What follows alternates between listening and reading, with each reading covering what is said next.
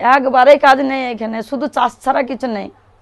চাষটাও খুব অল্প হয়, আমাদের খাবার দাবার খুব অসুবিধা হয়। আমাদের গরিবের সংসার, দুটা বন্ধন টন্ধন নিয়েছি, সেই উপরে আমাদের বাইরে কাজ নাই বলে আমরা সে ছেলেপেলাদেরকে সবকে বাইরে পাঠিয়ে দিয়েছি।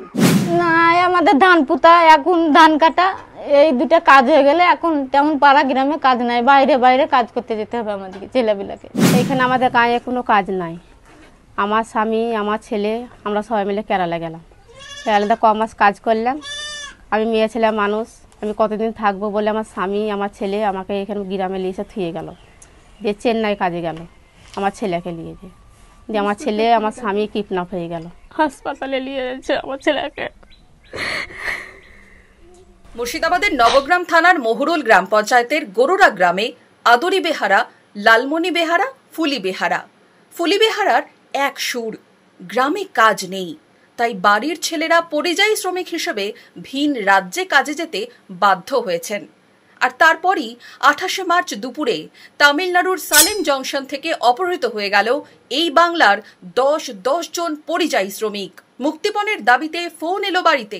অপেক্ষা করো, দেবো, টাকা দিবার লেগে এসেছি, দোকান বন্ধ, আমি দোকানে সোনা বন্ধক দেবো, তবে তো বাবার মাকে টাকা পাঠাবো। আমি মারবে কেন? আমি তো টাকা দেবো ভরে, কেন মারবে? টাকা তো দিচ্ছি ভরে, টাকা দেবো বলে তো এসেছি, তা কেন মারবে? জুটল অকথ্য অত্যাচার। 6 থেকে 7 ঘন্টা পর তামিলনাড়ু পুলিশ উদ্ধার করল অপহৃতদের। অনেকের দেহেই দগদগে আঘাতের চিহ্ন।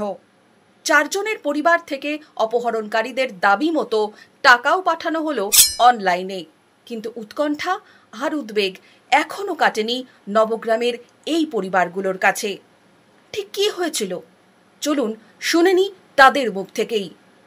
মা, তুমি আমার জীবন চাও না? আমরা তিনটা মানুষের আমার জীবন যদি চাও, তাহলে তুমি আমাকে এক্ষুনি মা টাকা ভরে দাও, 50,000 টাকা ভরে দাও, তা নাহলে আমাদেরকে 10 মিনিট টাইম দিয়েছে, আমাদেরকে সবকে মেরে দেবে। নবগ্রামে এসছি, ব্যাংকের মুখে আছে, এখন রমজানের মাস, তুমি যদি ওরা কেউ থাকে ওদেরকে একবার ফোন দাও, আমি একটা কথা বলবো। তারপরে ওদের একটা লোক কথা বলেছে আমার সাথে হিন্দিতে, সে শুধু একটা কথাই বললো যে অ্যাকাউন্ট নাম্বার দিয়েগা, মেরে টাকা को भेज दिएगा। তারপরে ফোনটা কেটে দিলে। তারপরে আবার আমার ছেলে 2 মিনিট পরে ফোন করলে, মা আমাদেরকে মেরে কিচ্ছু তুলে না, তুমি তাড়াতাড়ি মা তুমি আমার ব্যবস্থা করো।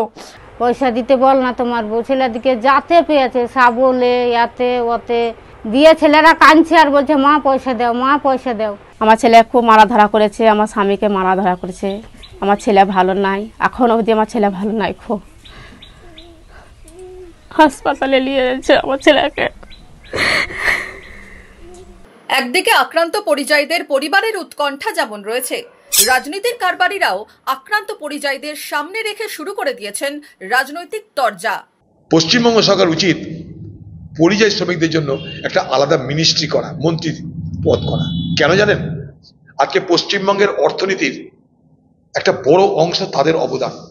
তারা অন্য রাজ্য থেকে রোজগার করে যে টাকাটা তাদের ঘরে পাঠায়, সেই টাকায় গ্রামে গঞ্জে দোকান চলে, হাট চলে, বাজার চলে। তাই তাদের দিকে তাকিয়ে যারা বাইরে পরিশ্রম করে আমাদের রাজ্যকে ধনবান করছে, তাদের জন্য একটা মন্ত্রক দরকার বলে আমি মনে করি। আবার এই দাবি করলাম।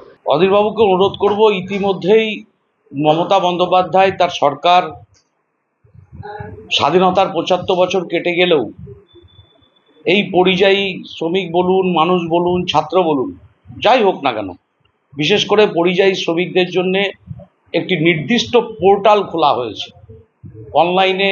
এই বাংলা থেকে সেই পোর্টালের মধ্য দিয়ে এই বাংলার পরিযায়ী শ্রমিকরা তাদের নাম নথিভুক্ত করতে পারে এবং কোথাও গিয়ে কোথাও কোনো অসুবিধা সম্মুখীন যদি হতে হয় বা কোনো প্রয়োজন হয়, এই অনলাইন পোর্টালের মধ্য দিয়েই সমস্ত সুযোগ সুবিধা এই মমতা বন্দ্যোপাধ্যায় সরকার দিয়ে থাকেন। পরিযায়ীদের এই খণ্ডচিত্র আবারও চোখে আঙুল দিয়ে দেখিয়ে দিল প্রতিদিন প্রতিনিয়ত এ রাজ্যের, এ জেলার কত মানুষ কাজের খোঁজে নিতান্তই বাধ্য হচ্ছেন ভিন রাজ্যে, ভিন দেশে, মাসের পর মাস, বছরের পর বছর নিজের ভিটেমাটি ছেড়ে পরিযায়ী হিসেবে কাজ করতে গিয়ে নির্মম আক্রমণের শিকার হচ্ছেন। এই অসহায় মানুষগুলোর যন্ত্রণার অবসান কবে? চোখের জল আর উৎকণ্ঠা কবে শেষ হবে? নবগ্রাম থেকে শুভরাজ সরকারের রিপোর্ট, ইমাজিন কমিউনিটি মিডিয়া।